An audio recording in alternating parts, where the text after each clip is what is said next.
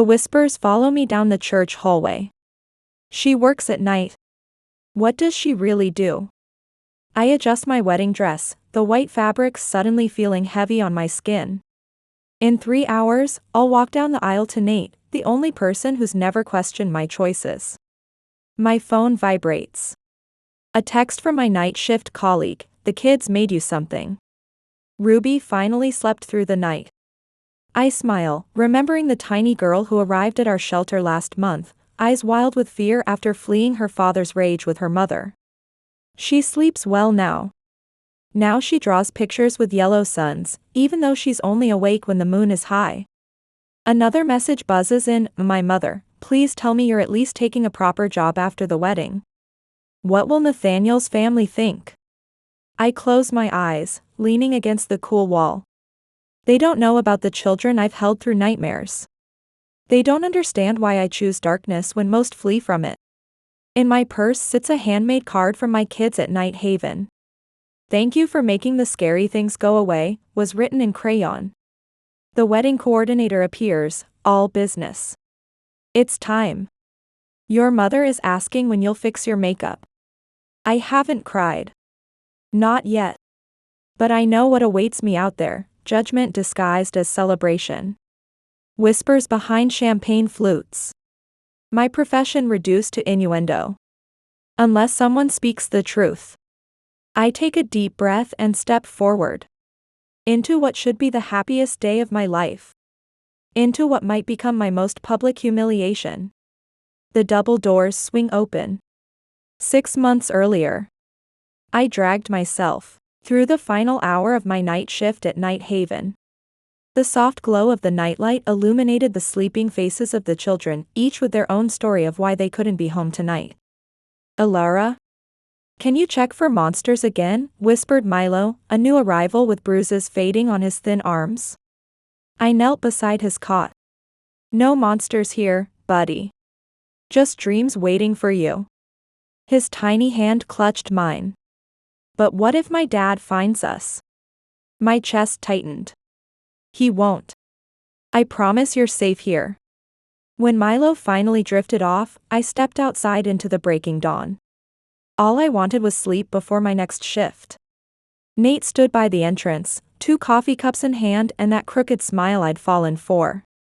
"What are you doing here?" I asked, surprised. "It's 5:30 in the morning." He guided me to the small park across the street and suddenly dropped to one knee. "Every night while everyone sleeps, you're out here being someone's guardian angel. You're the most incredible person I've ever known." He pulled out a small velvet box. "Alara Thorne, will you marry me?" Tears blurred my vision, tears I rarely allowed myself. "You're proposing at dawn after my night shift? When better?" His eyes shone.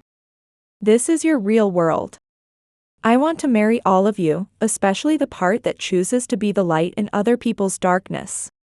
"Yes," I whispered. "Yes, I will."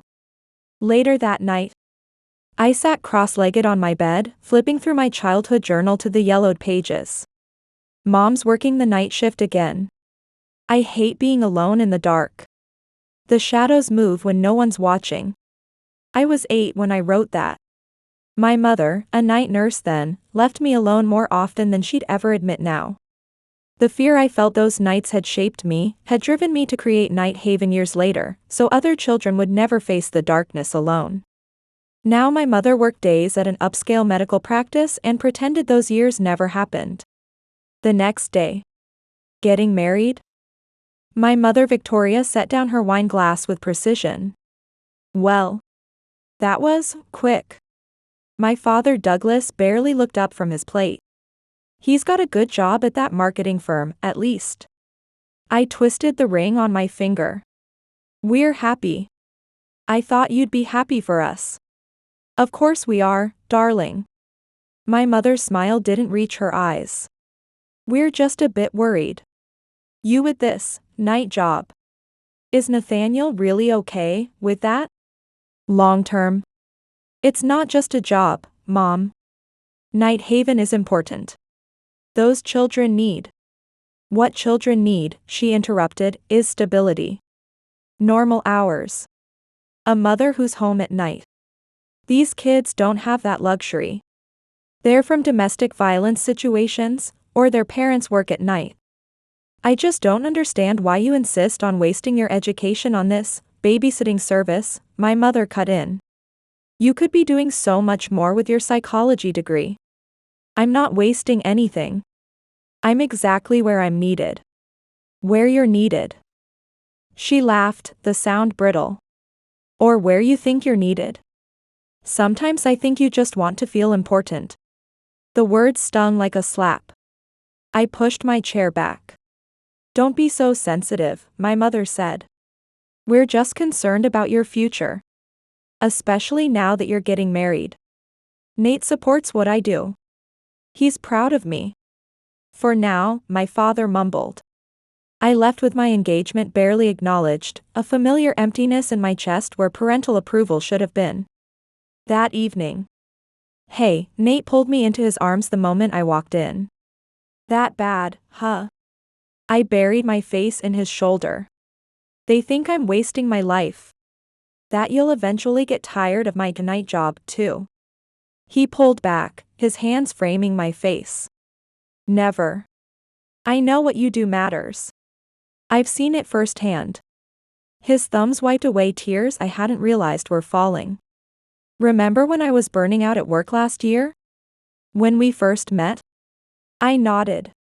You didn't just listen. You showed me how to rebuild. That's what you do every night with those kids.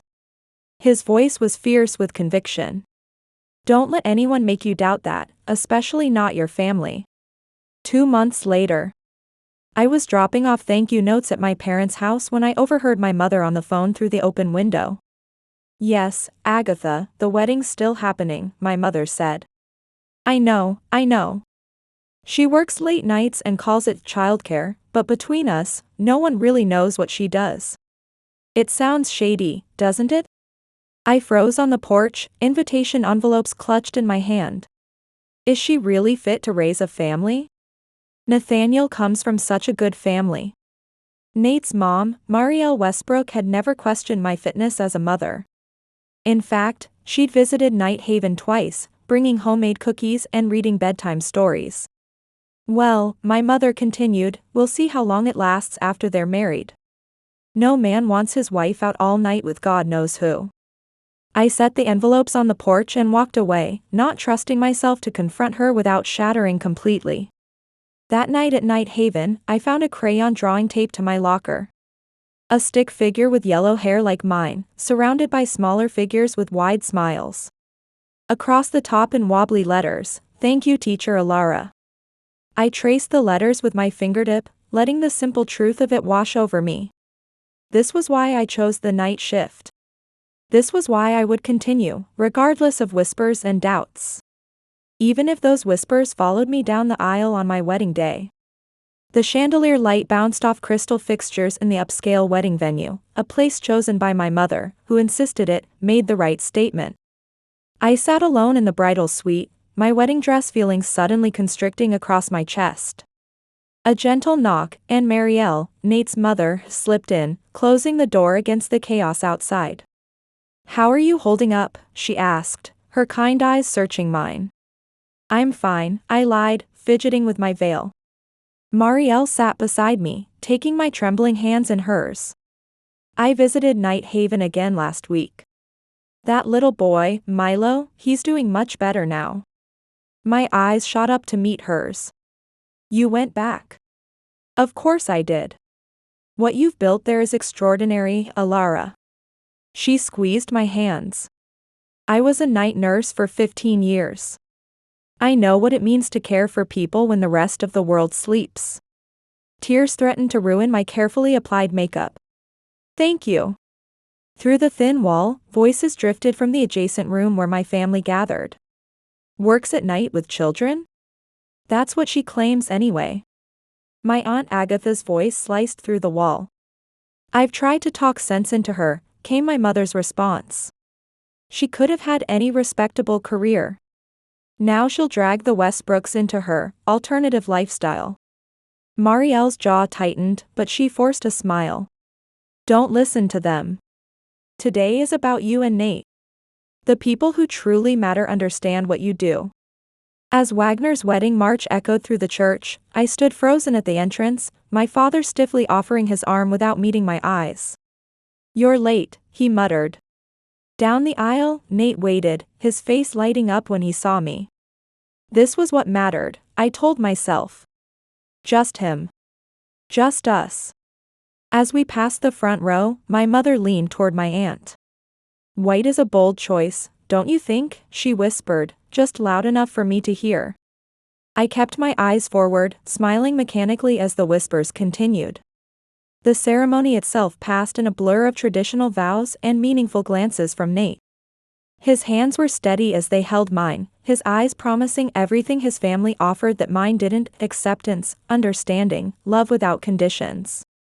After the ceremony, I locked myself in the bathroom stall, pressing my palms against the cold marble wall, fighting back tears that threatened to ruin my perfect bridal makeup. The bathroom door opened, and I held my breath. Did you see her mother's face during the vows? A voice I recognized as my cousin's. She looked like she was at a funeral. Well, would you want your daughter working night shifts with God knows who? Another voice, my mother's friend. Exactly. And now the poor Westbrooks are stuck with her. Marielle puts on a good face, but she must be mortified. I stared at my reflection in the metal door. My wedding day. The day I had dreamed about. The day that was supposed to be about love. I've done nothing wrong, I whispered to my reflection. Nothing. The reception room glittered with expensive decorations my mother had insisted on. At the head table, I pushed around food I couldn't taste, while Nate kept his hand protectively over mine. Ladies and gentlemen, the wedding coordinator announced, it's time for the father of the bride to say a few words. My father cleared his throat, then shook his head. I think my wife would like to do the honors, he mumbled, sitting back down. My mother rose gracefully, champagne flute in hand, her smile not reaching her eyes. My daughter has always been different, she began, emphasizing the word like it was a diagnosis. While other girls dreamed of normal careers, Alara chose to work at night. She paused, letting the implication hang. She calls it childcare, though who knows what really goes on after dark. Nervous laughter rippled through the crowd. I felt Nate stiffen beside me. Let's hope marriage brings some conventionality to her lifestyle. After all, Nathaniel deserves a proper wife, not one who disappears when the sun goes down. I sat frozen, smile plastered on my face, a skill I'd perfected through years of her subtle cruelty. Across the table, Marielle's face had darkened, her hand gripping her husband Everett's arm. The microphone passed to other relatives, each speech more pointed than the last. My Aunt Agatha took the final blow. Well, I certainly hope she stops this night work now. How could anyone possibly raise children while out all night? It's simply not natural. My mother nodded along. Children always suffer when raised by people with unconventional priorities. The word stabbed like physical pain. I had created Night Haven precisely because I understood what children suffered when left alone in darkness. I had dedicated my life to making sure no child felt the fear I once did. Beside me, Nate's face had transformed from celebration to quiet fury. Across the room, Marielle was now halfway out of her seat, her husband barely restraining her. The wedding coordinator, sensing disaster, quickly announced, and now, a word from the groom. The microphone passed toward Nate, and the room fell into tense silence. I touched his arm, unsure whether to stop him or beg him to defend me. What came next would either salvage the day or destroy it completely. Marielle half rose from her seat, fury etched across her face, but Nate caught her eye and subtly shook his head. He stood instead, taking the microphone with steady hands. The room fell silent. My heart hammered against my ribs as Nate straightened his shoulders, his eyes finding mine before addressing the crowd. I'd like to speak on behalf of my wife, he said, his voice quiet but firm. The word "a wife" made my throat tighten. Because there are things about Alara that she would never say herself. I watched him transform before my eyes, his typical warmth replaced by a resolute strength I'd never seen in public. I'm standing here to speak for a world where Alara's voice isn't heard, he continued. A world most of us are asleep for. He took a deep breath. Night Haven isn't just a childcare center. It's a sanctuary. While most daycares close at 6 p.m., Night Haven opens its doors at 7 p.m. for children who have nowhere else to go. Children of hospital workers and night shift employees. Children whose mothers are fleeing abusive homes. Children whose parents struggle with addiction. Babies sometimes left anonymously at the door. Whispers rippled through the crowd as my mother's smug expression faltered. Every night, Alara creates safety for those who have none. She sings lullabies to children who are used to hearing screaming. She sits with toddlers who wake up terrified because their only memories are of violence. His voice grew stronger, more passionate. She works in darkness so these children can someday face the light. And she never, ever speaks about it, not to gain praise or to defend herself from the cruel assumptions some of you have made today. My Aunt Agatha shifted uncomfortably in her seat. Several guests looked down at their plates. Last winter, Nate continued, during the worst snowstorm in 20 years, Night Haven lost power. Among the children that night was a 3-year-old girl with a dangerously high fever. With the phones down and roads impassable, Alara wrapped that child in her own coat and walked 2 miles through knee-deep snow to the emergency services office. I closed my eyes, remembering that night, the fear, the child's burning skin, the numbing cold. That child survived because of Alara. The doctors said another hour without treatment would have been fatal. Nate's voice cracked slightly. She never told anyone about this. Not even me.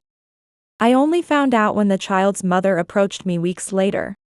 He reached into his jacket pocket and pulled out a small, wrinkled paper. The mother gave me this. Her daughter had drawn it. He held up a crayon drawing for everyone to see. It says, "The night is not scary anymore." Thank you, Alara. A soft sob broke the silence, not mine, but my mother's. I looked up, shocked to see her hand pressed against her mouth. But Alara's care doesn't stop with children, Nate continued, his eyes finding mine again. 2 years ago, I was working 80-hour weeks at a marketing firm. I developed severe burnout syndrome. I couldn't sleep. Couldn't eat. I was having panic attacks in bathroom stalls between meetings. This part of his story surprised even me, he'd never spoken so openly about that time. I met Alara at a coffee shop at 2 a.m., the only place open when I couldn't face my empty apartment. I was a stranger having a breakdown at the table next to hers. She was just finishing her shift notes. He smiled at the memory. She didn't ask invasive questions or offer empty advice. She simply said, "You look tired. Would you like some soup?" The next thing I knew, she'd brought me to a 24-hour diner and ordered chicken soup. She sat with me until dawn, mostly in silence. Nate looked directly at my mother. That was the first night in months I didn't feel like I was drowning. She saved me before she even knew me. Just as she saves children every night, children much like she once was, left alone in the dark while her mother worked night shifts at the hospital. My mother's face went pale. This family secret, that she had once been exactly what she now scorned, had never been spoken of aloud. So when you ask if I'm okay with my wife's profession, Nate's voice hardened, the answer is no. I'm not okay with it, I'm in awe of it. I'm humbled by it. And I'm eternally grateful that someone is willing to be there in the darkness when everyone else has the luxury of looking away. A woman stood up from the back of the room. Tall, with a no-nonsense haircut and kind eyes, Freya, my colleague from Night Haven. "Excuse me," she said, her voice carrying across the silent room. "I'm Freya Jensen. I work with Alara at Night Haven." She looked at me apologetically. "I know you never talk about the lives you've touched, Alara. You've always said our work isn't about recognition. But I think it's time these people knew exactly who they've been judging." The room collectively held its breath as she motioned toward the entrance doors, which slowly swung open. The reception hall doors swung open. A slender woman in her early 30s entered, holding the hand of a small boy about 8 years old. The woman's posture suggested someone accustomed to looking over her shoulder, but her eyes were clear and determined. "Excuse me," she said, her voice soft but steady. "I'm Lydia Caraway, and this is my son, Milo. We heard Alara was getting married today, and we wanted to say something." My mother half rose from her seat. "What is the meaning of this? Who are these people?" Nate stepped forward. "Please, give them a chance to speak." I sat frozen, unable to process what was happening. Milo, the same Milo who had been at Night Haven just months ago, whose bruises had faded under our care, smiled shyly and waved at me. Lydia cleared her throat. 2 years ago, my husband's abuse escalated from emotional to physical. After he threatened Milo, I knew we had to leave, but I had nowhere to go. Her voice wavered. We needed a safe place at night so I could work evenings and save money. Every shelter was full. She looked at me, her eyes glistening. "Someone told me about Night Haven. For 6 months, we came every night. I never told Alara why we needed night care, I was too afraid. But she never asked." She squeezed Milo's hand. She just said, "Welcome every night and sleep well," without demanding my story. She created the only hours of peace we had. Milo tugged at his mother's sleeve, and she bent down. After a whispered exchange, she nodded. "Milo wants to say something too." The boy stepped forward, his earlier shyness replaced with earnest determination. "When I came to Miss Alara's, I had bad dreams every night." His child's voice rang with simple truth. "But she sang to me when I was scared. She said monsters can't come in Night Haven. And they never did." He looked directly at my mother. "She made nighttime not scary anymore." I swallowed hard against the knot in my throat. Milo had been one of our most traumatized children, waking screaming every night for weeks. Before I could recover, another woman appeared at the door, elegant, polished, the type who commanded boardrooms. Beside her stood a small girl in a frilly dress. "I'm Imogen Adler," she said. "This is my daughter Ruby." She walked with confidence to the center of the room. On paper, I had everything: executive position, beautiful home, perfect child. Her professional demeanor cracked slightly. What no one saw was that I was also caring for my mother with advanced dementia while working 60 hours a week. I was drowning. She drew a shaky breath. One night, I screamed at Ruby for spilling juice. I screamed until she shook with fear. Then I raised my hand. Her voice broke. I never hit her, but in that moment, I might have. That's when I knew I needed help. Ruby leaned against her mother's leg, oblivious to the weight of the confession. Night Haven became our lifeline. 3 nights a week, Ruby stayed there while I cared for my mother or simply slept. Alara never once told me to try harder or be stronger. Imogen looked at me with naked gratitude. She said, "It's okay to rest. You're not failing." She turned to address the room. Everyone else in my life demanded perfection. Alara was the only one who gave me permission to be human. Ruby tugged at her mother's dress.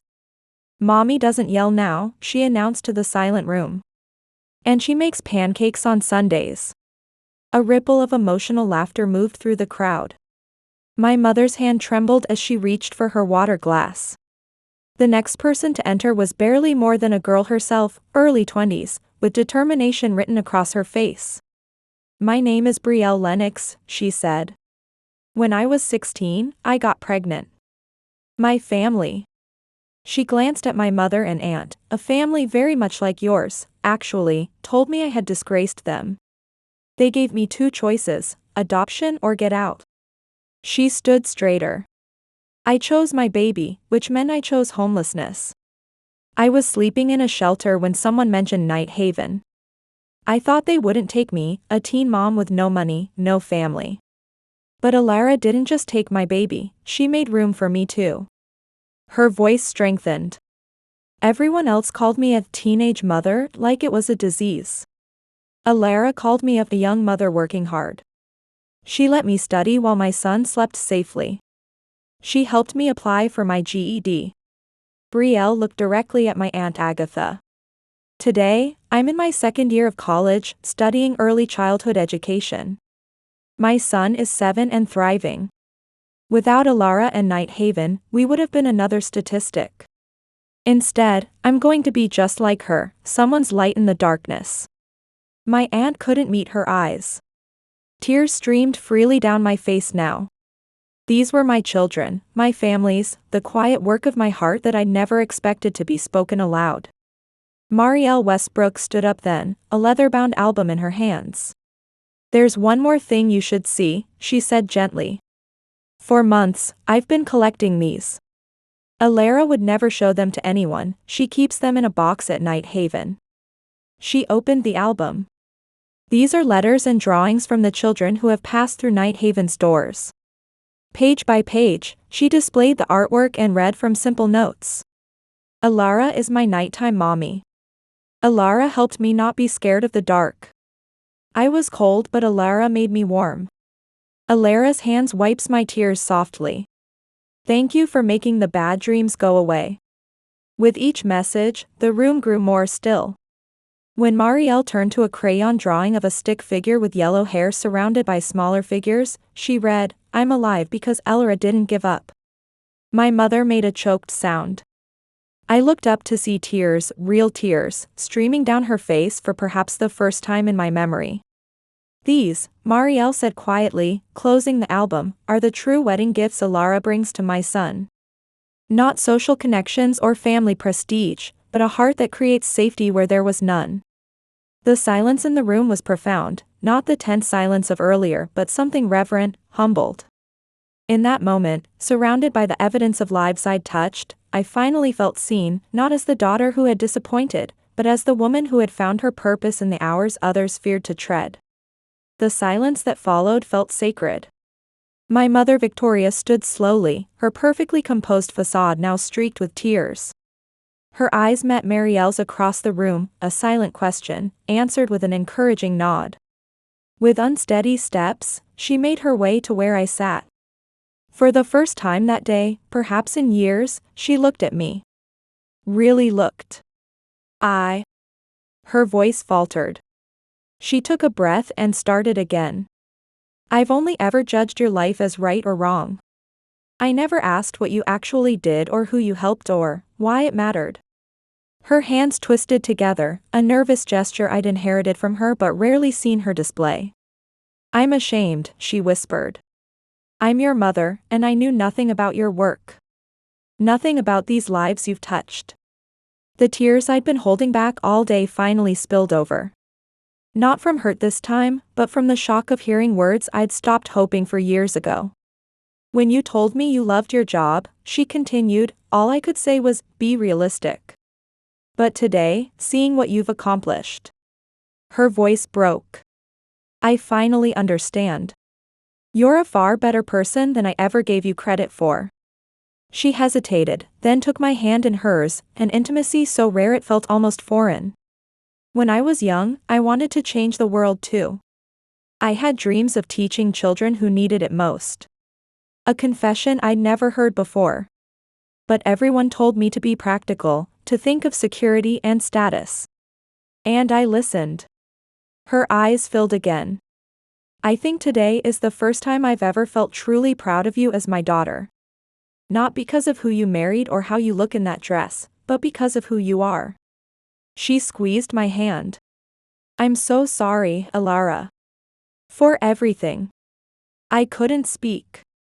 I just nodded, clutching Nate's hand with my free one like an anchor in a storm. My father stood awkwardly, clearing his throat. "Working at night?" "I couldn't understand it," he admitted gruffly. "But seeing those kids' faces, hearing their stories." He shook his head. "Makes a man rethink what matters." From across the table, Nate's father Everett raised his glass. You've got one hell of a bride, son. Proud to welcome you to the family, Alara. My Aunt Agatha remained silent, but her usual judgmental expression had been replaced by something more contemplative, almost chastened. Nate stood and took my hand, helping me to my feet. He raised his glass, capturing the attention of the room. My wife doesn't broadcast her own worth, he said, the word a wife still new and wonderful. But I know how many lives she's illuminated in the darkness. He looked around the room, meeting the eyes of those who had whispered and judged. Family isn't about abandoning someone when they don't fit our expectations. It's about trying to understand each other, forgiving when we fail, and finding our way back to connection. His eyes met mine. Today, surrounded by all of you, I'm filled with hope. Not just for our marriage, but for what we might build together, a family that embraces both light and darkness, that finds strength in our differences rather than fear. He raised his glass higher. To my wife, Alara, who taught me that sometimes, the most important work happens in the hours others look away. The applause began slowly then swelled, washing over us like a cleansing wave. 3 months later. I watched from the doorway as my mother, Victoria Thorne, once too sophisticated for her night work, read a bedtime story to the children. Her voice changed for each character, drawing giggles from the semicircle gathered at her feet. Again, Mrs. Thorne called a small voice. Just one more time, she agreed with a smile I'd rarely seen in my childhood. Then Alara says it's sleep time. Nate appeared beside me, slipping his arm around my waist. Your mom's a natural, he murmured. Who would have thought? I leaned against him. She volunteered to come 3 nights a week now. Says she's making up for lost time. Through the window, I could see my father and Everett unloading donations from the car, warm blankets, books, toys. Our families, once so divided, now united in supporting Night Haven. Later that night, after the children were asleep and the volunteers had gone home, Nate and I stood in the small yard behind Night Haven. Above us, stars pierced the darkness, tiny points of light in the vast night sky. We received the grant, I told him quietly. Opening nights will launch next month, 3 new centers in neighborhoods that need the most. He squeezed my hand. Your mother's fundraising connections didn't hurt. I smiled, remembering my mother's fierce advocacy at the charity gala she'd organized, the same society friends who once whispered about my questionable career now writing checks to support it. She's determined to make amends. The night air was cool against my skin as I looked up at the stars. Once, darkness had been my childhood fear. Then it became my calling. Now it felt like home. If I can be someone's light, I whispered, then the night isn't something to fear. It's where I belong. Nate's arm tightened around me. Where we both belong, he corrected gently. Behind us, Night Haven stood solid and warm, filled with sleeping children who would wake to find themselves safe, seen, and valued. Just as I had finally been seen on my wedding day. The darkness held us all, peaceful and full of promise.